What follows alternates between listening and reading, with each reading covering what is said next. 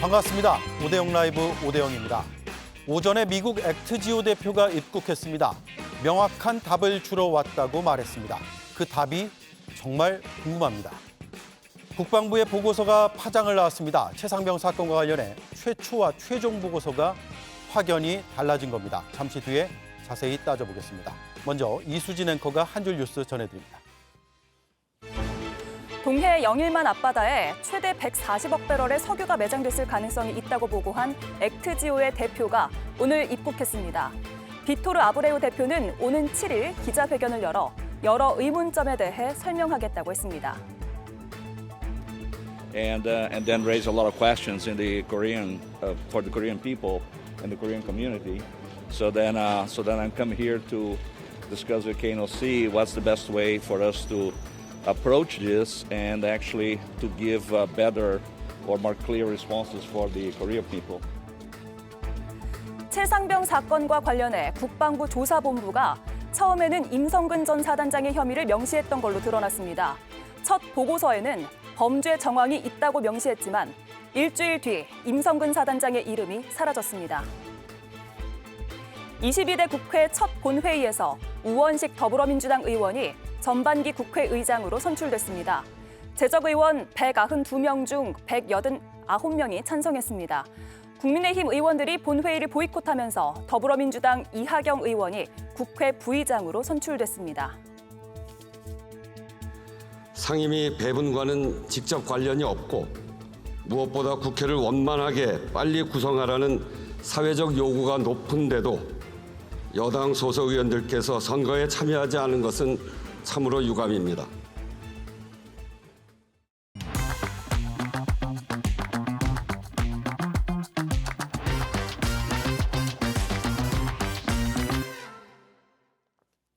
네, 오대영 라이브 첫 번째 이슈입니다. 지난해 8월 14일 국방부 조사본부는 최상병 사건에 대해 첫 보고서를 냅니다. 가슴 장화 신호라 지시, 빨간 추리닝 등 복장만 지적, 구체적 임무 뒤늦게 하달, 작전 전개 재촉, 임성근 전 해병대 1사단장의 행태들을 이렇게 담았습니다. 수색 현장의 안전 업무를 회방했다고도 했습니다. 보고서는 임 사단장의 범죄 정황이 확인된다며 4쪽에 걸쳐 혐의점을 빼곡하게 썼습니다. 그런데 그로부터 불과 일주일 뒤에 국방부의 조사본부 최종 보고서가 나왔습니다. 가슴 장화, 빨간 추리닝을 비롯해 첫 보고서의 내용들이 빠졌습니다. 수중 수색이 있었는지 여부 등은 기록이 없어 사실관계 확인이 필요하다고 결론 냈습니다. 첫 보고서에선 임 사단장을 비롯한 6명이 혐의자라고 봤지만 최종 보고서에선 대대장 2명만 혐의가 있다고 결론 냈습니다. 자, 첫 번째 이슈 키워드, 사라진 가슴 장화입니다. 네, 오늘도 네 분의 해설위원과 함께하겠습니다. 먼저 성치훈 더불어민주당 정책위 부의장, 김병민 전 국민의힘 최고위원, 김보협 조국혁신당 수석 대변인, 전성균 개혁신당 최고위원 나와주셨습니다. 안녕하세요. 안녕하십니까. 안녕하세요. 네, 자, 가슴 장화는 안전장구는 아니잖아요. 안전장구가 아니라 방수장비죠. 보통 우리가 뭐 농촌 일을 할 때나 아니면 갯벌에서 작업을 할 때나 이 일을 할 때 좀 방수 작업이 필요할 때 그럴 때 입고 하는 거기 때문에 안전과는 전혀 관계가 없는 장구입니다. 그렇기 때문에 지금 임성근 사단장이 이 가슴 장화를 신고 일을 해라, 수색을 해라라고 지시를 한 건데 저는 이게 바뀌어도 한참 뒤바뀌었다. 오히려 안전장구를 없이 가슴 장화만 한 채 일하고 있는 사진을 봤으면 임성근 사단장이 거기서 경로를 했어야죠. 대통령이 경로할 게 아니라 사단장이 경로하면서 어떻게 우리 병력들을 저렇게 안전장구 없이 일하게 했느냐로 경로해야 되는데 오히려 치하했다는 것 아닙니까? 그렇기 때문에 오히려 이거를 방치하고 오히려 조장한 이 임성근 사단장의 책임이 있다는 게 더 드러났다. 이렇게 볼 수 있을 것 같습니다. 김병민 위원님, 예. 안전장치 없이 그러면 물에 들어갔다고 기존에 알고 있던 사실이 다시 한번 재확인됐다고 볼 수 있습니까? 네, 이 내용에 대해서는 군이 모든 장비들을 갖춰서 군 이 병사들의 안전 문제를 총괄적으로 책임져야 되지만 그러지 못했다라고 평가받을 수 있을 거라고 봅니다. 당시의 상황을 보게 되면 이 수색 작업에 들어가는 안전 문제도 있을 것이고요. 예천에 그 당시 이 난리가 나고 난 다음 저도 현장에 이 자원봉사 차원에서 가봤는데 정말 동네가 난리도 아니었습니다. 아, 당시에 현장 다녀오셨어요? 제가 갔던 게 7월 21일 김기현 당대표 그리고 제가 최고위원으로서 같이 예천 수색 작업이 아니라 그 일대에 대한 대민봉사를 간 적이 있습니다. 예. 대민봉사에 갔을 때도 마을 전체가 거의 초토화된 상황이었기 때문에 실질적으로 자원봉사를 오시는 분들도 있었고 또 해병대원들이 그 자리에 대민봉사 작업들이 나왔거든요. 근데 굉장히 덥고 무더운 날씨이기 때문에 이 안전 문제는 이곳저곳 어디에선가 다 터져나올 수 있는 이슈여서 작은 문제 하나까지도 신경을 쓸 수밖에 없는 국면이었습니다. 근데 여기에 네. 만약 지금 보고서가 나온 것처럼 이런 일들을 제대로 신경 쓰지 못했다면 군에 다시 한번 그 내용들 전반적인 상황들을 돌아볼 필요가 있다고 생각합니다. 네. 자, 다시 한번 당시 상황을 좀 요약을 해볼게요. 임성근 사단장의 피해 복구 지원 요청을 받은 게 지난해 7월 15일입니다. 그런데 이게 하달된 게 이틀 뒤입니다. 이날이 언제냐? 윤 대통령이 예천 현장을 찾은 바로 그날입니다. 한번 보시죠. 조금만 좀 참고 계십시오. 식사 좀 잘 하시면서 정부에서 다 복구해드리고 다 할 테니까 너무 걱정하지 마십시오. 네, 그리고 그 다음 날 가슴 장화 신어라 같은 지시가 추가로 내려졌고요. 그 다음 날에는 수중 수색 중인 사진을 임성근 사단장이 보고받자 훌륭하게 공부 업무 했다라고 치하를 했다고 합니다. 그 치하가 있었던 날 최상병은 실종이 됐습니다. 김보엽 위원님. 네. 그러면 안전장치를 마련할 시간이 부족했다고 보이지는 않거든요. 시간 부족하지 않았죠. 그리고 제 기억으로 현장에서는 오히려 장화를 신으면 위험하다라는 보고까지 한 것으로 알고 있습니다. 예. 훌륭하게 공부 업무를 잘 했다, 치하했다는 얘기는 임성근 사단장이 사병들의 안전보다는 오히려 대통령 보시기에 참 좋았다. 이런 얘기를 한 거 아닙니까? 예. 임성근 사단장의 책임이 몹시 커졌다고 볼 수 있습니다. 예. 전 의원님. 8월 14일과 21일 보고서, 그러니까 최초의 보고서와 최종 보고서의 내용이 완전히 뒤바뀌었거든요. 그 사이에 무슨 일이 있었을까요? 저는 뭐 저번 주에 저희가 나와서 얘기했던 것처럼 7월 31일 경로하시고 8월 2일 세 차례, 또 8월 8일 통화하면서 사실은 가이드라인들이 내려왔을 겁니다. 그렇게 가정하고 그런데 이제 보고서 올라왔을 때 그 가이드라인에 맞지 않았기 때문에 수정했다고 보고 뭐 물론 제 가정이긴 하지만 지금까지 나왔던 모든 거짓말들을 비교해 봤을 때 거짓말을 한다는 것은 이 가정이 점점 진실에 가깝다 이렇게 생각합니다. 예. 자, 김병민 위원님. 예. 아까 7월 21일에 예천에 가셨다고 했잖아요. 예. 그 전에 이제 7월 17일에서 19일까지 수색 작업이 있고 최상병이 실종이 됐습니다. 예. 당시의 상황이 좀 어땠습니까? 이 당시에 예천 산사태를 아마 기억하시는 분들이 있을 거라고 보는데요. 비가 너무 많이 왔고 비가 오는 것과 더불어서 이제 같이 산사태가 무너졌기 때문에 마을 하나가 아예 옮겨갔다 할 정도의 심각한 상황이었습니다. 그러니까 아마 해병대원 같은 경우는 이 수색 작업에 투입된 이력들도 있었겠습니다만 대민지원 복구에서 해야 되는 일들이 너무 많아서 굉장히 우왕좌왕한 상황이었던 걸로 기억하고 저도 역대로 많은 봉사를 가봤습니다마는 이런 상황이 되면 이 떠내려온 오물 등에 대한 악취가 정말 심각하거든요. 예. 그때의 날씨를 한번 기억해 보시면 정말 한 2시간 정도도 제대로 서 있기가 힘들 정도의 뜨거웠던 날이었습니다. 그래서 이 대민 지원에 나갔던 병사들의 문제 그리고 만약 수해 복구를 나갔던 사람뿐 아니라 실종자를 수색하러 가는 병사들이 있다면 하나하나 꼼꼼하게 신경 써야 될 일이 굉장히 많았겠습니다만 아마 그 전체를 다 총괄하기는 어려운 부분들이 있었을 겁니다. 다만 지금 말씀하셨던 것처럼 사진을 찍어서 이거를 잘했다 이렇게 치하하는 정도의 상황이라면 이거 굉장히 심각한 일이었다고 보고 예. 더군다나 제가 말씀드리고 싶은 건 그 정도로 이 대민 지원 과정에서 챙겨야 될 게 굉장히 많았다면 이 병사의 안전 문제를 가장 최우선으로 삼았어야 되는데 그러지 못했던 측면들이 이곳저곳 드러난 것 같아서 매우 송구한 상황이라고 볼 수 네. 있습니다. 자, 성 의원님 얘기를 좀 돌아가 보면 결국 임성근 사단장의 관심사가 안전 문제보다는 다른 곳, 그 다른 곳에 있지 않았을까라는 의구심이 든다는 분들이 많거든요. 맞습니다.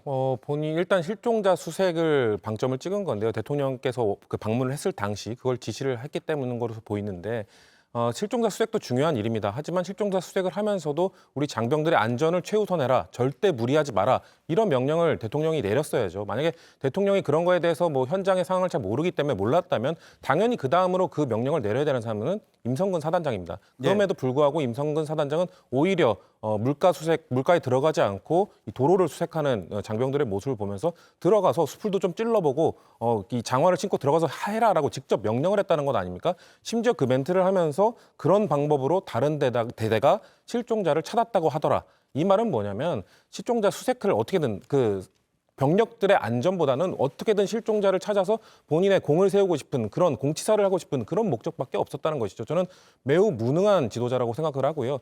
심지어 그 이후에 사건이 발생한 이후에 본인의 책임을 다른 사람에게 미루지 않았습니까? 본인은 의견을 제시했을 뿐 명령한 게 아니다. 저는 이렇게 무책임한 사람이 아직도 별을 달고 있다는 게 좀 개탄스러울 뿐입니다. 네. 자, 김보엽 위원님. 네. 지금 오늘 제일 새로운 뉴스는 국방부 조사본부의 최초 보고서 내용이 나왔다는 거예요. 예. 최초 보고서 내용이 박정훈 대령이 했던 그 수사 내용과 크게 다르지 않은 것으로 지금 파악되는 것 같은데 예. 이 최초 보고서의 의미가 뭡니까? 최초 보고서는 사실관계에 충실한 보고서가 됐겠죠. 이게 일주일 뒤에 최종 보고서에서 내용이 대폭 바뀐 거 보면 시일이 8월 아닙니까? 예. 아마 7월 31일, 8월 2일 대통령과 이종섭 장관의 통화 그 바쁜 일들을 처리하느라고 보고서가 어떻게 돼 있는지 챙겨볼 시간이 없었을 겁니다. 그런데 나중에 보니 최초 보고서가 이렇게 나왔어? 아니 우리 시나리오대로 다시 바꿨어야지 해서 최종 보고서에서는 대통령이 정리한 대로 다시 바꿨었을 가능성이 크다고 봅니다. 그러면 대통령과 이종섭 전 국방부 장관의 통화 이후에 상황이 예. 바뀐 것이 이 보고서의 이 정황들이 바뀐 것과 그렇습니다. 맞아 떨어진다는 말씀이세요? 예, 실제로도 최초의 박정훈 수사단장이 혐의를 특정을 해서 경북경찰청에 이첩한 수사보고서에는 임성근 사단장을 포함해서 8명이 올라가 있었습니다. 그런데 대통령의 경로 이후 2명으로 줄었죠. 그렇게 하면 누가 사단장 하나, 이 화를 낸 직후에 혐의자가 2명으로 줄었다는 것은 마지막 최종 보고서와 이 내용이 동일해지는 거 아닙니까? 예. 예. 그러니까 시나리오대로 다 맞춰서 최종 보고서를 다시 썼다. 저는 네. 이렇게 봅니다. 자, 그러면 최초 보고서는 그렇게 사실관계의 중요성을 따져서 대체로 충실하게 썼다라고 가정을 해보죠. 그런데 최종 보고서에서 많이 달라졌습니다. 최종 보고서는 그러면 왜 중요합니까? 이게 바로 경찰에 입첩되잖아요. 그렇죠. 결국은 경찰에 이첩되는데 이첩됐을 때 보통 경찰들이 그걸 준용한다고 전 생각을 하고. 최종 보고서에 나와 있는 틀대로 수사를 한다. 네. 왜냐하면 말씀이세요? 결국은 뭐 다들 아시겠지만 공무원분들이 이런 표현 좀 공격적이긴 하지만 책임지는 걸 별로 선호하지 않기 때문에 국방부에서 넘어온 자료를 가지고 보통 경찰들이 수사할 거라고 저는 생각을 합니다. 그러면 통상적으로 국방부에서 넘어온 자료 이상으로 하진 않을 거라고 판단합니다. 더 적극적으로 하지는 않을 네, 것으로 네. 판단하고 계신 거군요. 네네. 김병민 위원 생각도 비슷하세요? 이 최종 보고서가 경찰에 이첩이 되면 그게 수사의 틀을 거의 완성지어서 경찰에서는 이제 기소 의견으로 검찰에 송치한다든가 이런 행정적인 절차만 한다고 보세요? 그 내용은 동의하기가 어렵습니다. 물론은 지금 드러나고 있는 여러 가지 일련의 상황들이 많은 의혹들을 갖고 있기 때문에 철저한 조사들이 필요하다 이렇게 생각합니다마는 실질적인 경찰의 수사로 군 문제를 넘기게 됐던 건 그동안 군 자체에 있는 수사 상황 속에서의 은폐 과정들이 하나둘씩 드러났기 때문에 이런 법과 제도의 정비로 경찰의 수사 상황들을 결국은 검찰의 기소로 넘길 수 있도록 만들어낸 것 아니겠습니까? 예. 이건 대한민국의 경찰과 검찰의 수사 당국을 좀 폄훼할 수밖에 없는 발언이라고 생각되기 때문에 그 문제를 보편적으로 일반화하기는 어렵고 다만 군에서 그렇다면 왜 이 보고서를 이렇게 조정해서 많은 의혹들을 나오게 만들었는가 이 부분을 밝히는 데 집중해야지 이게 경찰의 문제까지 끌어갈 일은 아니라고 봅니다. 네.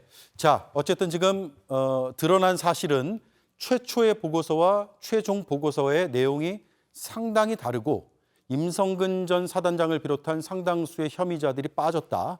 이건 팩트인 것 같습니다. 이런 가운데 여권 인사들의 거짓말 논란도 커지고 있는데 먼저 들어보겠습니다.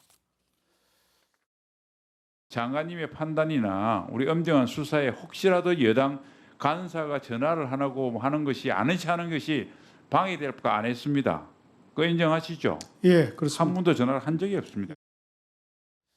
자, 한 번도 전화를 한 적이 없다라고 했습니다. 하지만 두 사람은 VIP 경로설 지난해 7월 30일이죠.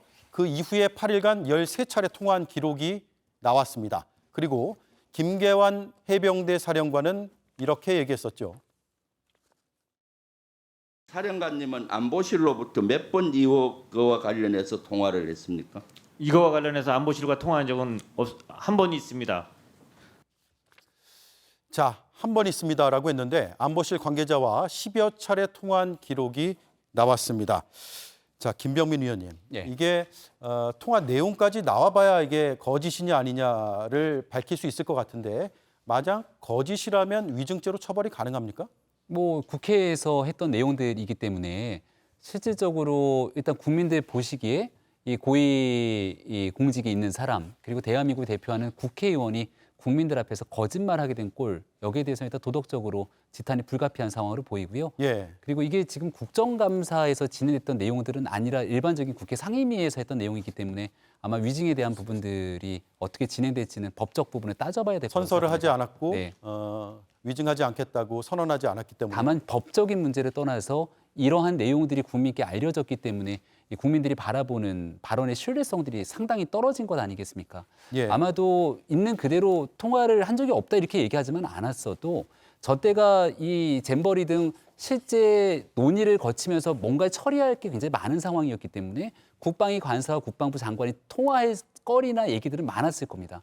근데 지금은 했던 전화를 한 적이 없다고 얘기를 했다가 통화 기록들이 드러나게 되니 어떤 말을 하더라도 국민께 신뢰를 잃어버리게 된 상황이어서 지금은 더 이상 말을 보태기가 꽤 어려워진 형국으로 보입니다. 네. 저는 위증죄 처벌 가능성이 충분히 있다고 생각합니다. 왜냐하면 그런가? 네, 지금 이게 결국 박정훈 대령의 그 항명죄에 관련된 재판이 진행 중인 것인데 박정훈 대령에게 지금 주장하는 게 대통령의 경로, 외압이 없었다는 게 지금 반대측 주장 아닙니까? 그렇기 때문에 이종섭 전 장관의 이첩 보류 지시도 정당한 것이다. 그렇기 때문에 박정훈 대령이 항명한 것이다. 잘못한 것이다. 이렇게 주장하고 있는 것인데요.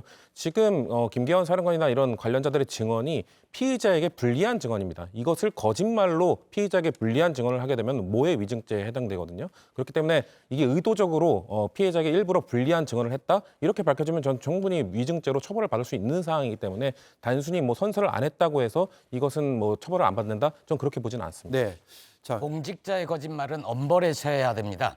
도덕적 책임도 아니고 법적 책임이 있느냐 없느냐 이 문제를 떠나서 우리나라 최고 공직자부터 거짓말을 밥 먹듯이 하니까 아래 공무원들까지 거짓말을 하는 거 아닙니까? 이건 엄벌에 처해야 됩니다. 예.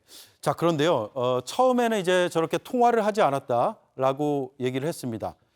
그런데 통화 기록이 나오니까 국방부에서 어제 입장이 나왔는데 최상병 사건과 관련한 통화 내용은 없었다라고 주장을 합니다. 이거 그대로 믿을 수 있을까요?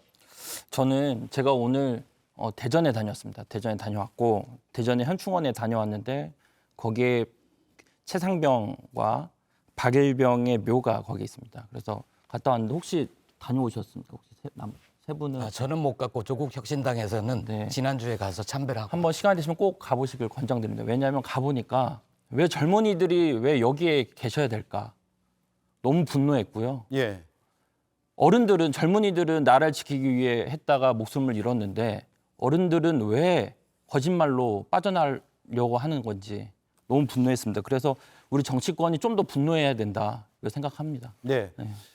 자, 저는 네. 대통령실이 지금 최상병 관련 통화를 안 했다는 게 지금 신뢰가 없는 게 그렇다면은 이 통화 목록, 통화 내용이 드러나기 전에 다른 통화들이 있었다. 그런데 그거는 뭐뭐와 다른 어떤 사안에 관한 것이었다를 밝히면 되는 겁니다. 근데 통화 자체가 없었다고 거짓말을 했다가 드러나니까 그 관련 통화가 아니었다고 변명을 하고 있는 것 아닙니까? 그렇기 때문에 지금 그 입장에 그런 주장에 전혀 신뢰성이 없는 것이죠. 분명 지금 정황적 증거로 봤을 때 상황 뭐 시기적으로 봤을 때 분명 그 통화의 내용들이 뭔가 외압으로 작용을 했고 이 이첩되는 보고서의 내용을 완전히 뒤바뀌어 버렸고 그런 상황에서 그 통화도 안 했다고 했다가 드러난 다음에 갑자기 다른 내용을 했다?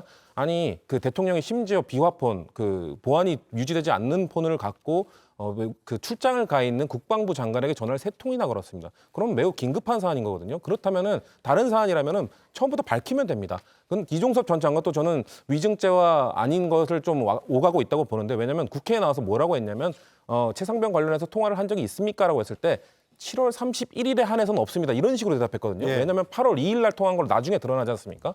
그렇기 때문에 그 이종섭 전 장관은 기억하고 있었던 겁니다. 그 당시에 통화가 그 뭔가 다른 비화폰이 아닌 그 개인 폰으로 통화를 했던 걸 기억하고 있었기 때문에 혹시 나중에 그것이 밝혀질 수도 있겠다라는 그 생각을 하고 아마 그렇게 증언한 것으로 보이는데, 이런 정황적 모든 증거를 봤을 때 대통령실의 입장은 다 거짓말이라는 거는 국민들도 다 알고 있을 거라고 네. 생각합니다.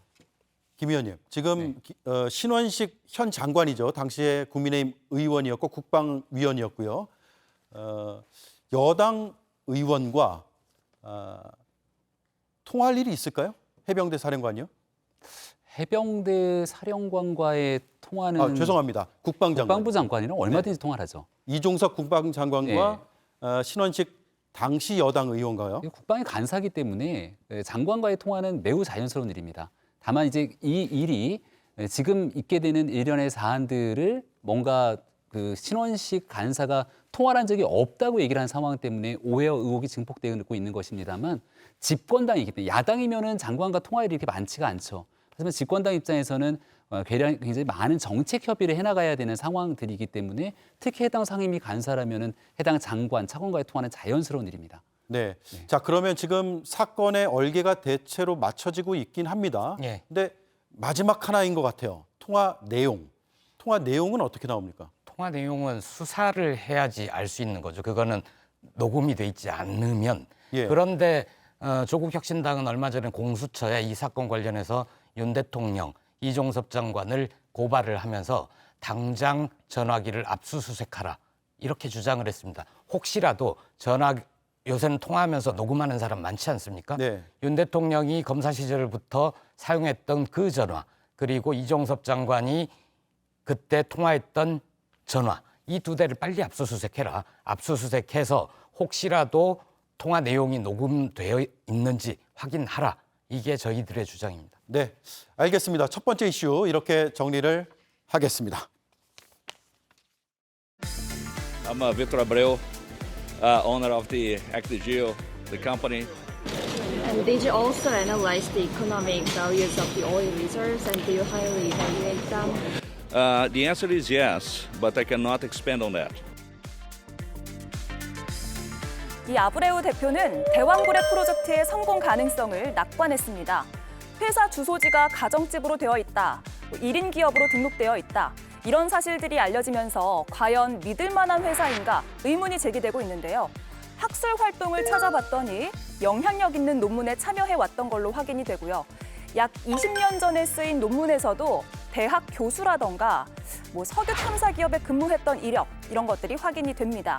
같은 학회에 속해 있는 교수는 아브레우가 업계 1인자라거나 세계적인 석학은 아니지만 유명한 권위자인 건 맞다고 전했는데요. 이 대왕고래, 물론 잡으면 좋겠죠. 다만 지나치게 낙관하는 게 아니냐, 한 업체에만 맡길 게 아니라 크로스 체크가 필요하다, 이런 지적들도 나오고 있습니다.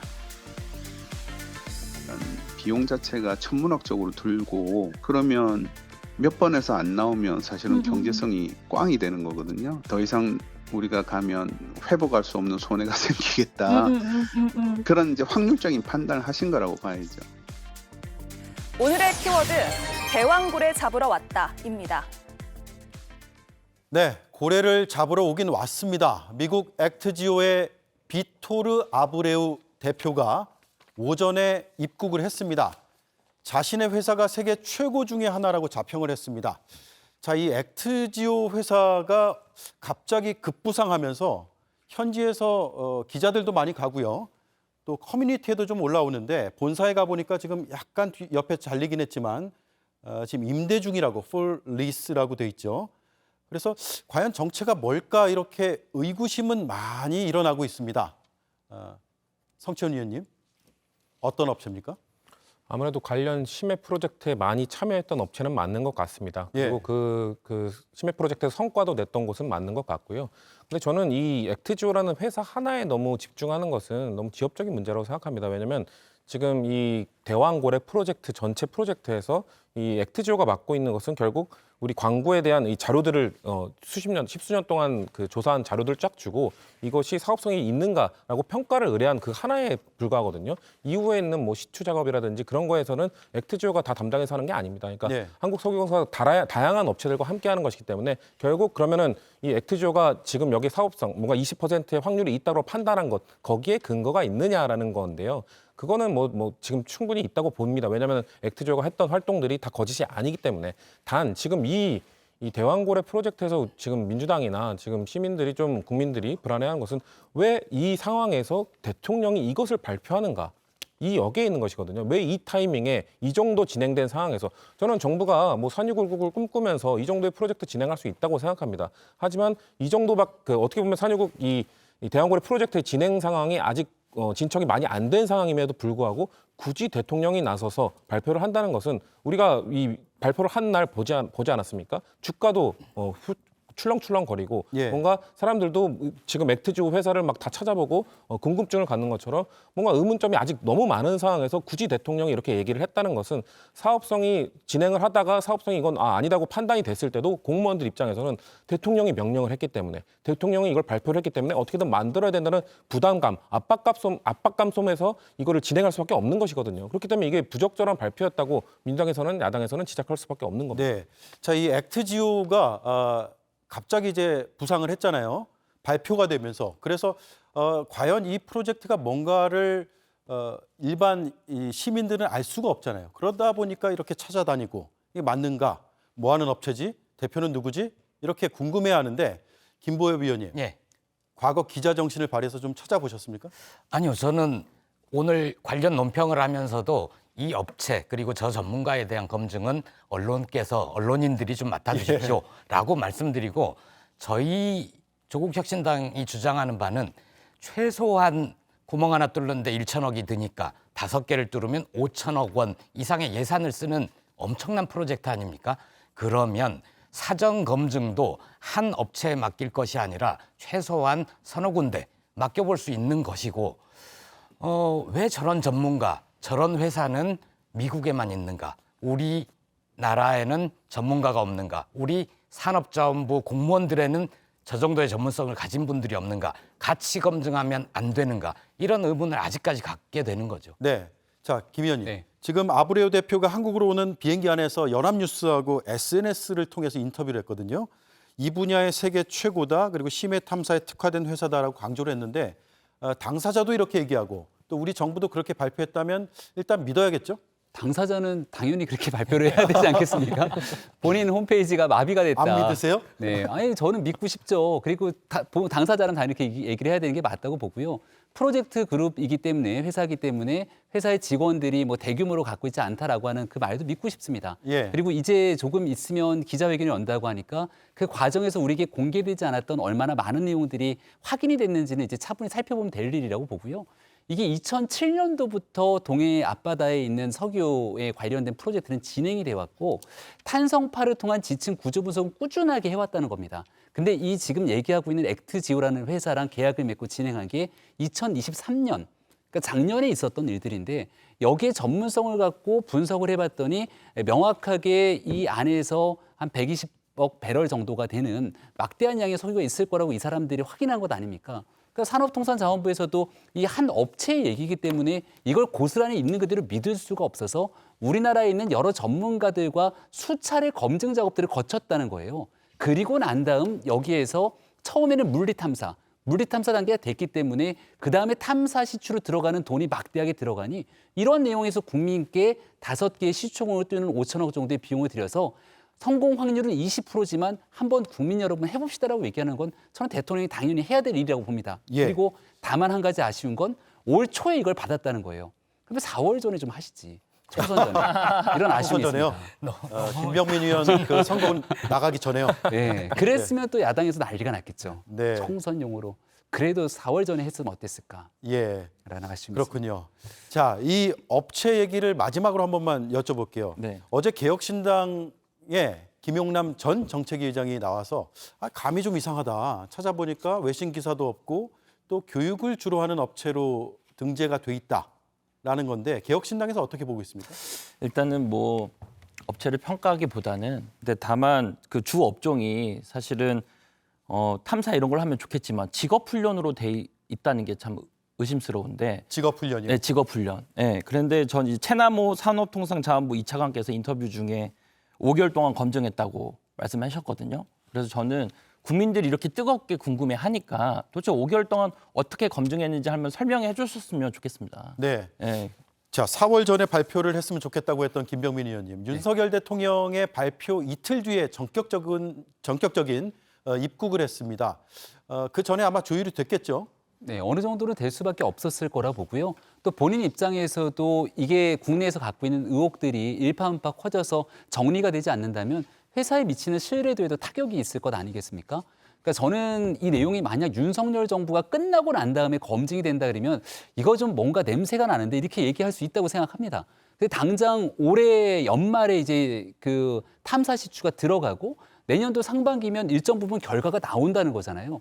그럼 윤석열 정부 내에서 국민들께 있는 그대로 보여드리는데 이게 보여드리는 과정에서 허무맹랑하고 아무런 가능성도 없는 꽝을 가지고 대통령이 허풍처럼 국민께 국면 전환용으로 얘기했다면 그 평가를 다 어떻게 받겠습니까? 예. 우리가 잘 알고 있는 전 세계에서 심해 유전으로 대박이 났다는 이 가이아나 광고 같은 경우가 실질적인 성공률이 8% 정도로 시작했는데 결국 성과물을 만들어낸 거잖아요. 거기에 비하면 지금 20% 정도 되는 성공률은 굉장히 높은 성공률이라는 게 전문가 다수의 분석이니만큼 일단은 현 상황을 좀 진짜 차분하게 있는 그대로를 들어보고 기대감을 가져도 어떨까 생각을 합니다. 네, 조국 혁신당에서 기대감이 크지 않은 것 같던데요? 예.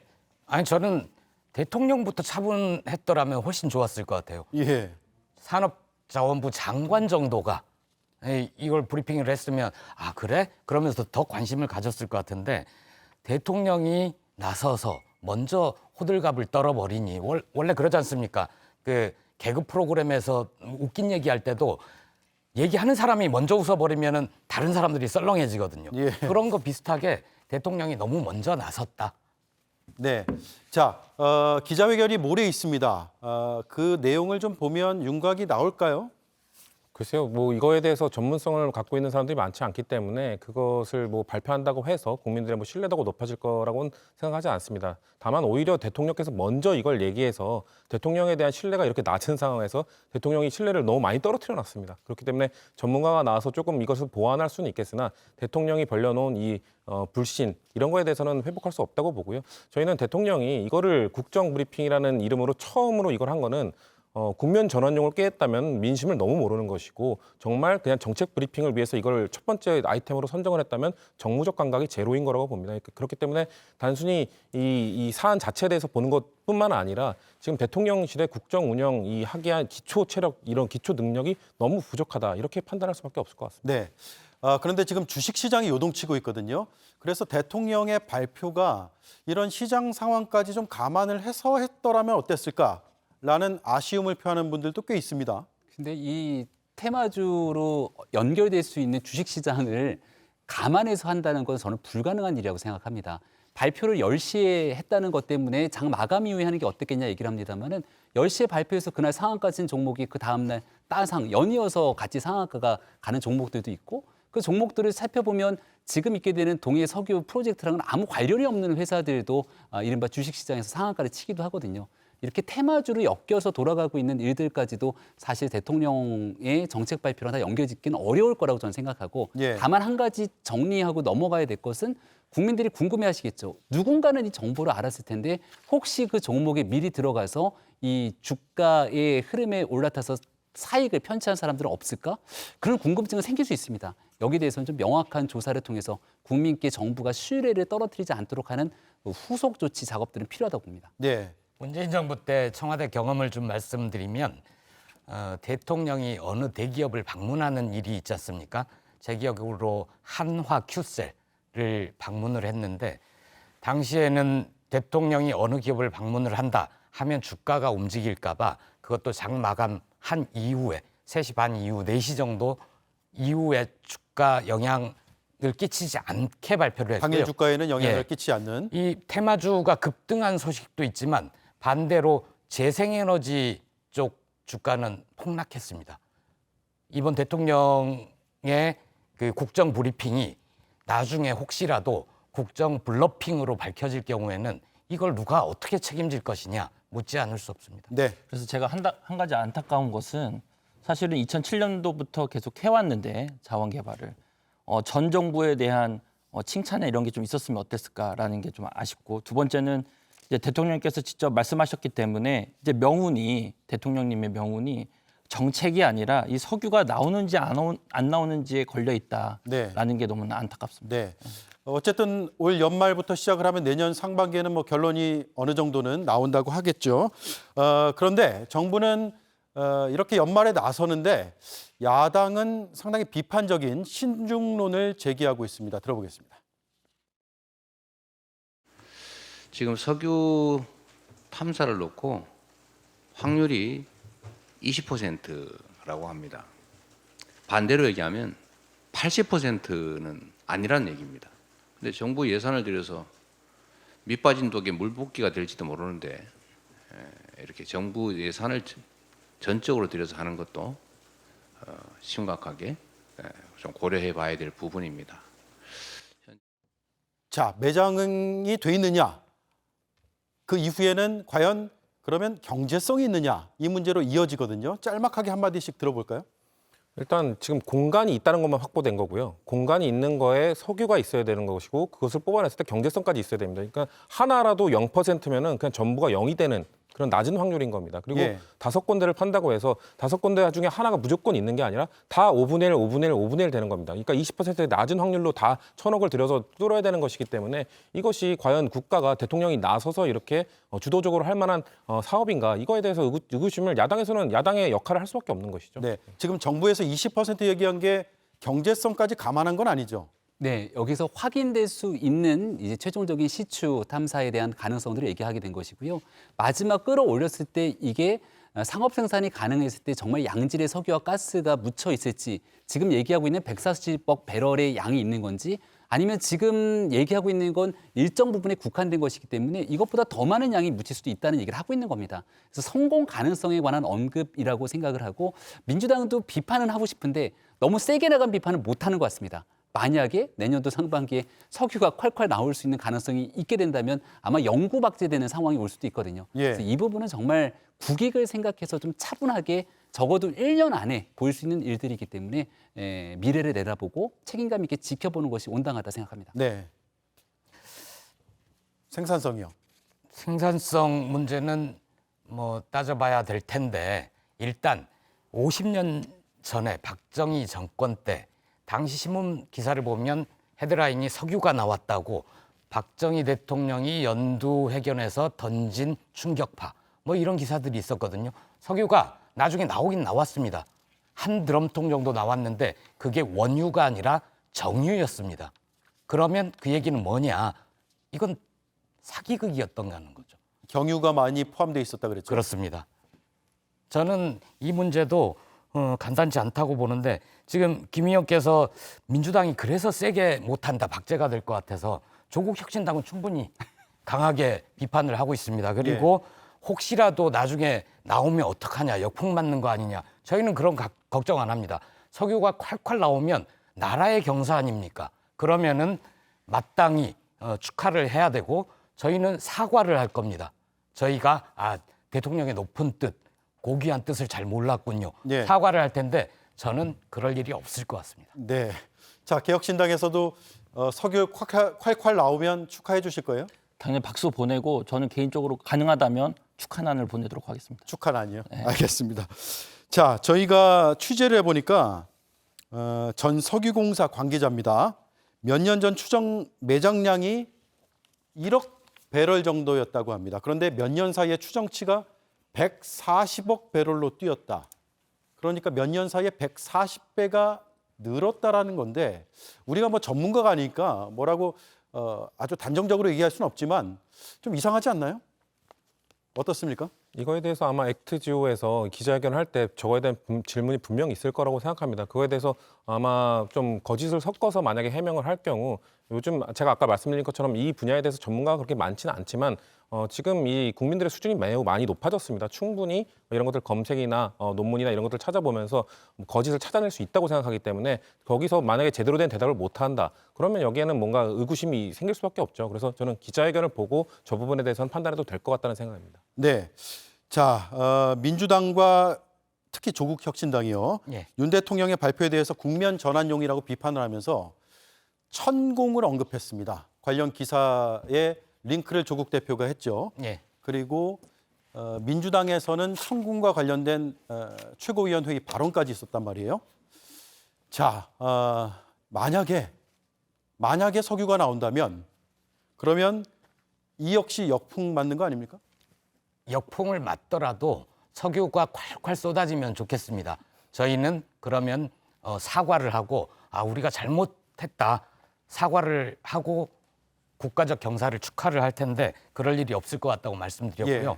지난주 방송에서 제가 천공이란 표현을 쓰니까 깜짝 놀라셨잖아요. 놀랐죠. 긴장하셨잖아요. 예. 근데 네티즌들은 바로 이런 일이 있으면 연관 검색어로 천공을 찾거든요. 지금 실제로 석유, 가스 하면 검색어로 연관 검색어로 천공이 뜬단 말입니다. 이게 얼마나 슬픈 현실인가 이거를 비판을 하고 있는 거고 어쩌다 나라가 그렇게 됐습니까? 그러니까 국정 브리핑이 아니라 국정 블러핑이다.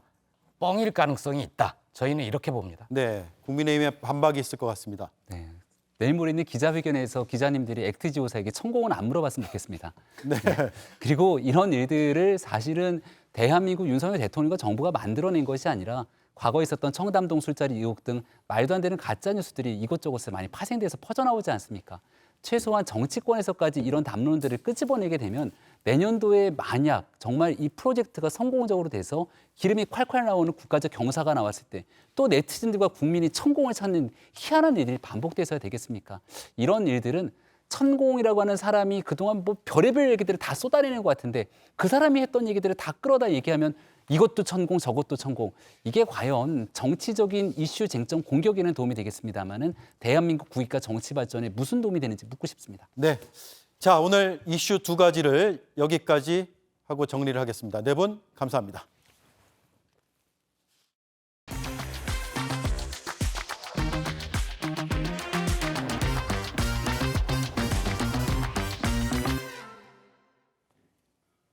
이 시각 가장 주목받는 이슈를 전해드립니다. 김건희 여사가 아프리카 정상들의 배우자와 함께 외교 무대에 섰습니다. 주가 조작과 명품 가방 수수 의혹을 받고 있는 상황이라 비판의 목소리도 나오고 있습니다. 유효한 기자입니다. 아프리카 정상 배우자들이 한 명 한 명 오찬장으로 들어옵니다. 오찬과 함께 퓨전 국악 공연도 체험하고 식사를 마친 뒤 단체 사진도 찍습니다. 윤석열 대통령의 배우자 김건희 여사는 어제 한국 아프리카 정상회의 참석을 위해 우리나라를 방문한 아프리카 13개국 정상급 배우자들과 만났습니다. 이 자리에서 김 여사는 한국과 아프리카가 활발한 교류와 협력을 이어나가길 기대한다며 이렇게 많은 아프리카 정상을 초청해 미래를 논의하는 건 한국 역사상 최초라고 강조했습니다. 대통령실은 김 여사가 해당 행사를 수개월 동안 직접 준비했다며 퓨전 국악 공연과 오찬 메뉴 등의 한국의 역사와 문화를 담았다고 설명했습니다. 앞서 김 여사는 명품백 수수 의혹 등 각종 논란이 나온 지난해 12월 이후 공식 석상에 나서지 않았습니다. 그러다 지난달 16일 한국 캄보디아 정상 오찬에 참석하며 5개월 만에 공개 활동을 재개한 바 있습니다. 명품백 수수 의혹과 주가 조작 의혹 등을 수사 중인 검찰이 김 여사를 소환 조사할지 여부가 주목받고 있는 가운데 김 여사는 영부인 외교를 펼치며 광폭 행보를 이어가고 있습니다. 윤석열 대통령이 동해 석유 매장에 대해 직접 브리핑을 한 것과 관련해 추미애 의원이 육행시를 제안했습니다. 탄핵의 앞글자를 딴 건데요. 국민의힘에서도 이에 대해 바로 비판이 나왔습니다. 박진규 기자입니다. 추미애 더불어민주당 의원이 소셜미디어에서 육행시 챌린지를 제안했습니다.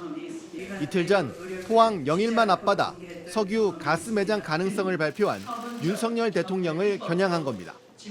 추미애 의원은 탄성이 쏟아질 줄 알고 핵폭탄급 발표를 몸소했건만 만만한 백성들아, 답답한 궁상들아, 이 나라 석유 노다지라 해도 다 돌아서네, 여보밖에 없어라고 육행시를 지어 올렸습니다. 윤 대통령이 국면 전환용 카드로 석유, 가스 매장 가능성을 직접 발표했다는 비판입니다. 앞글자를 따면 탄핵만 답이다라는 문구가 됩니다. 야권에선 윤 대통령이 섣부른 발표를 했다는 지적이 이어지고 있습니다. 정청래 민주당 최고위원은 심해 시추 성공 확률은 20%로 윤 대통령의 지지율과 비슷하지 않느냐, 이 정도 성공 가능성을 가지고 대통령이 직접 브리핑하는 게 맞는가, 이게 바로 레임덕 증거라고 비꼬았고, 천하람 개혁신당 원내대표는 역술인 천공이 최근 유튜브를 통해 우리도 산유국이 된다고 말했던 것과 관련해 선행 리딩방이 아니길 바란다고 말하기도 했습니다. 앞서 윤 대통령은 140억 배럴에 달하는 석유, 가스가 매장돼 있을 가능성이 매우 높다는 결과가 나왔고 유수의 연구기관과 전문가들의 검증도 거쳤다고 설명한 바 있습니다.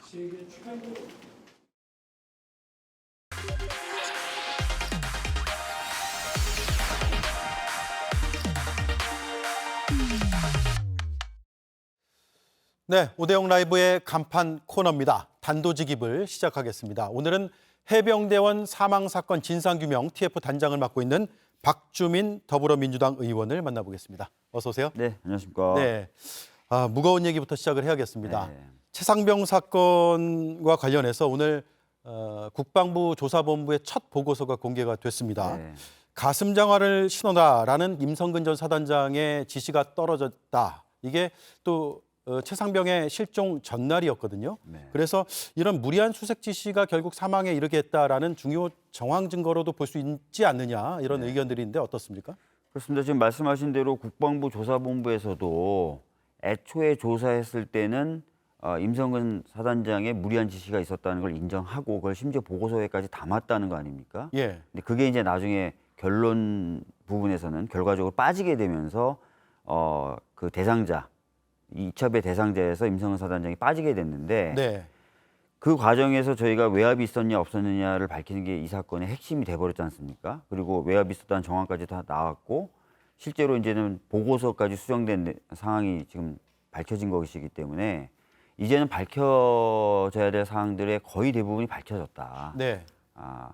마지막 퍼즐만 깨면 된다, 이런 상황이 됐다고 봅니다. 네. 자, 그러면 최초 보고서에 있던 그 혐의자들 그리고 혐의 내용들이 최종 보고서에 빠졌는데 최종 보고서는 경찰의 수사 범위를 축소시키기 위한 의도가 있다라고 보시는 겁니까? 네, 뭐 제가 이제 군사보안법을 개정안을 발의했고 통과시켰을 때도 그런 얘기가 있었습니다. 무슨 얘기가 있냐면 아무리 이제 수사권이 민간으로 넘어간다 하더라도 민간이 군에 바로 개입해서 또는 어떤 군 시설 안에 바로 들어가서 뭔가 사실관계를 확인하기는 좀 어렵지 않느냐라는 그렇죠. 얘기가 있었어요. 그렇기 때문에 두 가지 이제 얘기가 나왔던 부분이 있는데, 첫째는 협력 관계가 제대로 구축이 돼야 된다. 군의 어떤 수사 인력과 민간의 수사 인력 간에. 또 하나는 초기에 좀 초동적인 어떤 내용 정리나 이런 부분도 좀 잘 될 필요가 있다. 이런 얘기들이 그 당시에도 있었습니다. 예. 다시 말씀드리면 이런 어떤 한계적 상황 때문에 민간이 수사의 어떤 민간 수사기관이 수사의 방향을 잡는다든지 할 때 알게 모르게 초기에 이렇게 정리된 내용에 영향을 받기 마련인 것이죠. 거기다 더해서 이 사안처럼 상부 또는 윗선의 개입에 의해서 대상자가 축소됐다면, 그리고 경북경찰청도 사건을 재이첩하는 데 협조했었다는 의심을 받고 있지 않습니까? 예. 자, 그렇다면 그게 일종의 하나의 가이드라인이 될 수 있겠죠. 민간 경찰이 수사할 때도. 네. 그러니까 아까 말씀드렸던 현실적인 접근의 어려움 때문에 군에서 정리한 내용에 영향을 받는다는 거. 또 하나는 저희들이 의구심을 갖는 것처럼 사안 자체가 윗선의 개입으로 축소됐다면 또 그것에 의해서 경찰까지 뭔가 영향을 받았을 것이라고 의심된 이 상황에서는 그거 자체가 하나의 수사 가이드라인이 된다. 그렇다면은 임성근 사단장을 보호하려는 취지가 관철되기 훨씬 더 쉽겠죠. 네. 예. 자, 대통령과 이종섭 전 장관의 통화 기록이 나왔습니다. 내용까지는 아직 안 나왔죠. 맞습니다. 예. 그 뒤에 이런 최초 보고서와 최종 보고서의 흐름이 발생하는데 그렇다면 일반 대중적인 시선으로 볼 때는 그 통화가 영향을 미치지 않았을까라는 의구심이 들 수도 있거든요. 그렇죠. 이거는 이제 이 사건의 진상이 드러나는 흐름을 봐도 그런 의심을 가질 수밖에 없는데요. 애초에 이제 대통령이 뭔가 경로는 없었다라고 처음에 계속 얘기했었어요. 예. 근데 그러다가 도저히 이제 부인할 수 없는 사정이 발생하자 화는 냈지만 하급 간부들까지 하는 건 좀 가혹하지 않냐라는 취지로 화를 냈다라고 일부 국민의힘 의원들이 방어를 했었습니다. 그렇죠. 근데 실질적으로는 하급 간부가 빠진 게 아니라 내용적으로 임성근 사단장이 빠진 거 아닙니까? 그러니까 이제 와서는 그 통화를 했지만 어떤 숫자 자체를 좀 줄이려고 했던 취지다라는 대통령실 관계자. 그러니까 하급이냐 상급자냐는 언급 없이 숫자가 너무 많은 거 아니냐는 취지로 화를 냈다는 식의까지 얘기가 지금 나와버린 겁니다. 네. 대통령실 관계자 발로요. 결과적으로 이제 대통령이 이 사건에 대해서 소상히 알고 있었고 뭔가 내용에 대해서 영향을 미치려고 했었고 이런 것까지는 사실 거의 드러난 것이라고 보는 게 옳을 것 같습니다. 네. 예. 앞서 군사법원법 얘기하셨잖아요. 네, 이게 맞습니다. 이제 군에서 어떻게 수사하느냐를 기술하고 있는데 법적으로요. 네. 박정훈 대령에게는 독립된 수사 권한이 없다. 이게 여권의 주장이거든요. 그걸 인정한다고 치더라도 이첩 과정이 이렇게 조금 불투명한 게 보이면 이게 직권남용에 해당되느냐 안 되느냐 이런 논쟁으로 이어질 수 있거든요. 맞습니다. 어떻게 보세요? 그러니까 그거 지금 박정훈 대령이 했던 작업을 기초적인 자료와 사실관계를 정리한 작업을 수사라고 부르든 또는 수사 전 조사라고 부르든 어떻든 간에요. 군사법원법 취지에 따르면 수사기관이 그 사실관계를 인식하는 그대로 정리해서 그대로 이첩하라는 게 이 법의 핵심입니다. 경찰에 이첩하라고 돼 있죠. 예. 이걸 수사라고 부르든 조사라고 부르든 아무 상관이 없어요.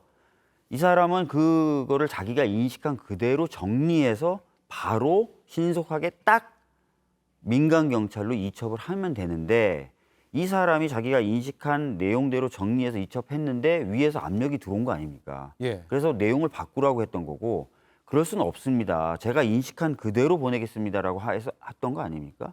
근데 결과적으로는 이첩된 서류가 다시 찾아지고 결과적으로는 사단장 등이 빠지고 이런 과정이 벌어진 거지. 이걸 자꾸 말장난처럼 수사다, 뭐 아니다 이렇게 부를 필요가 없습니다. 예. 네.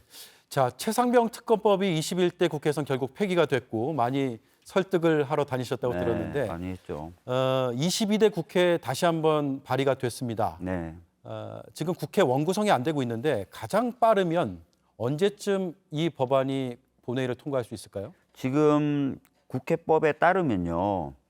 6월 7일 자정까지는 양당 교섭단체 대표, 그러니까 원내대표죠. 원내대표에게 원 구성에 관련된 권한이 있습니다. 네. 명단을 짜서 넘기고 할 권한이 있는데 그 시간이 지나면 사실상 의장이 강제 배정도 가능하게 되어 있습니다. 다시 말씀드리면 8일 00시부터는 8일 00시요. 예, 의장이 직권으로 원을 구성할 수도 있습니다. 그러니까 경우에 따라서는 8일 또는 일요일 건너뛴다면 10일 날 원 구성이 가능하고요. 국회법에 따르면 원이 구성이 되면 또 국회법에 따라서 본회의와 상임위가 잡히도록 날짜가 박혀져 있습니다. 그렇다면은 6월 내에도 이론적으로 그리고 예. 법에 따르면 6월 내에도 본회의 통과가 가능할 수는 있죠. 빠르면 6월도 가능하다. 예, 6월도 가능하죠. 예. 예. 자, 화제를 좀 바꿔보겠습니다. 영일만 유전 논란 뜨겁습니다. 국민들이 궁금해하는 거는 이게 잘 되면 좋은데 예산만 낭비하는 거 아니냐 이런 우려도 동시에 있거든요.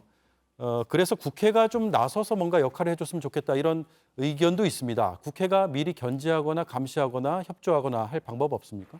그러니까 사실은 지금 보도된 것만 보면은 시추 한 번 하는데 한 1,000억 정도 든다는 거 아닙니까? 네. 구멍 하나당.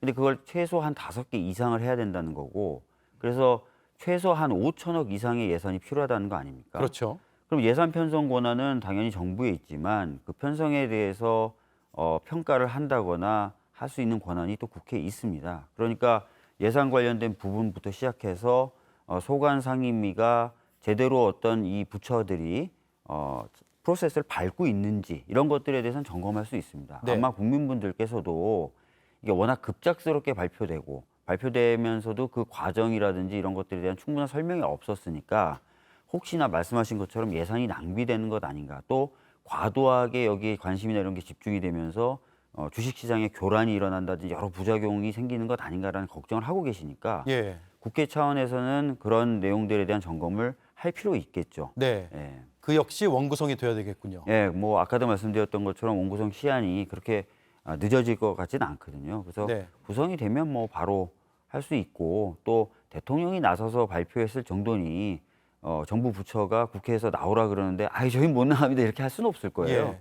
아마 잘 진행이 되지 않을까 이렇게 네. 생각됩니다. 그러면 정부에서 이번에 판단한 그 근거가 되는 자료들도 요청하면 받을 수 있는 거죠? 그렇겠죠. 뭐 이미 관련된 작업을 수행했던 미국 업체의 대표가 지금 들어와서 공개적으로 기자들과 설명회 등을 하겠다는 거 아닙니까?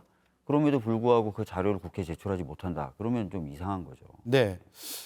민주당이 주말마다 광장에서 집회를 합니다. 탄핵 얘기도 나오고 있거든요. 이 역시도 이제 국민의힘에서는 여론 선동이다 이렇게 반박을 하고 있습니다. 대통령이 국정 운영을 바꾸지 않는다면 민주당은 어떤 대안을 제시하시겠습니까?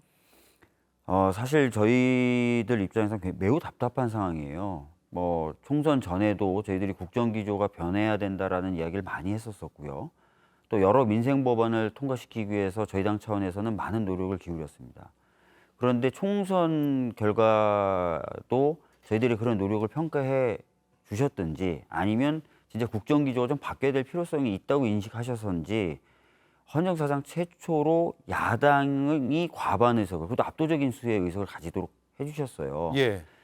그러면 저희들은 솔직히 조금 바뀔 줄 알았습니다, 대통령이. 그러나 지금 보면은 전혀 달라진 모습을 보이지 않고 있고 예. 거부권은 역시나 남발되고 있습니다.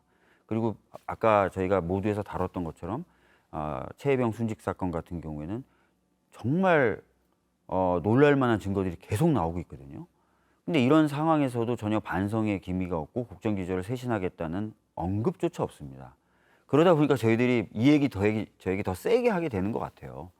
근데 여튼 앞으로도 국정기조가 바꾸지 않는다면 저희가 원구성한 이후에 정부 부처에 대한 업무 보고 때부터 굉장히 깐깐하게 많은 것들을 보아 나갈 것 같고요. 이 관련된 입법이나 이런 것들도 저희들이 좀 더 속도를 내고 과감하게 하게 되겠죠. 예. 그것을 통해서 정부가 좀 태도를 바꿀 수 있도록 만든 작업들이 이루어질 거라고 생각합니다. 네. 자, 특검법 잠깐만 돌아가서 다시 한번 여쭤볼게요.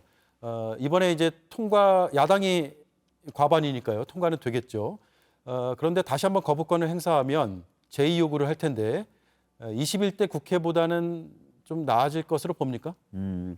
사실은 뭐 제가 다른 매체하고도 인터뷰하면서 21대 말미가 아마 22대 때 초반보다는 상대당인 국민의힘 의원들 설득하기가 더 좋을 것이다라고 얘기했습니다. 왜냐하면 21대 말미는 낙천자가 58명이나 되는 상황이었고 예. 낙천자들 입장에서는 당이 좀 바뀌었으면 내가 당선도 될 수 있었을 텐데라는 아쉬움을 갖고 계셨던 분들도 계셨어요. 근데 아마 이제 새로 들어오신 22대 때 초선들이나 이런 분들은 지금 당장은 당에 불만을 가지기가 어렵겠죠. 그런 게 얼마 전에 연찬회에서도 나온 거 아닙니까? 대통령 참석한 연찬회에서도 네. 술이 나오고 뭐 반성이라는 단어는 하나도 안 나온 그런 연찬회를 한 거 아닙니까? 뭐 충성을 맹세하고 막. 지나간 것은 잊자라는 얘기도 나왔죠. 그러니까요.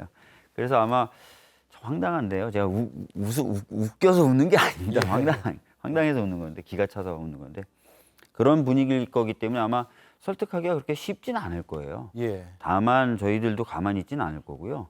원래 저희가 이제 이 해병대원 사망 사건 관련된 국정조사도 하겠다고 했었어요. 지난 21대 때도. 근데 잘 안 됐었는데 국정조사나 다른 또 방법들을 병행해서 좀 쓰고 그것을 통해서 지금 언론 보도 등을 통해서 제기되고 있는 의혹들의 실체가 좀 더 드러나고 또 국민들이 거기에 더 분노하시고 이러면 설득할 수 있는 기반이나 이런 것들이 좀 더 만들어질 수 있지 않을까라는 생각이 듭니다. 네. 네.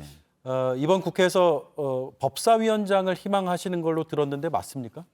법사위원장은 뭐 저희 당의 경우에는 법사위원장을 포함한 모든 상임위원장이 뭘 저요 하거나 예. 선거가 있거나 이런 건 아니라서요. 예.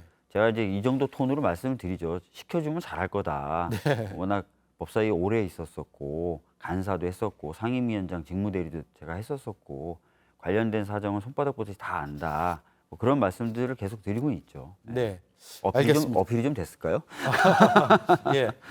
요즘 5대0 라이브를 정치권에서 아주 뜨겁게 하고 있습니다. 그렇습니까? 예. 네. 나오길 잘했네요. 네. 그 희망사항이 꼭 이루어지시기를 저희도 네. 한번 기대를 해보겠습니다. 알겠습니다. 오늘 말씀 감사하고요. 다음에 또 인터뷰에 응해 주시길 바랍니다. 고맙습니다. 네, 예, 감사합니다. 네, 지금까지 박주민 더불어민주당 의원이었습니다.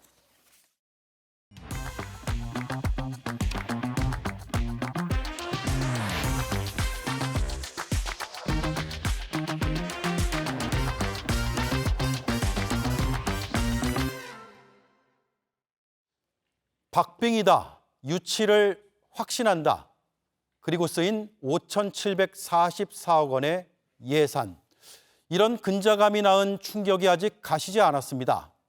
엑스포 실패의 교훈은 영일만 유전과 맞닿아 있습니다. 이번만큼은 근자감으로 결론 지어지지 않길 정말 많은 분들이 기원하고 있습니다. 앵커 한마디였습니다.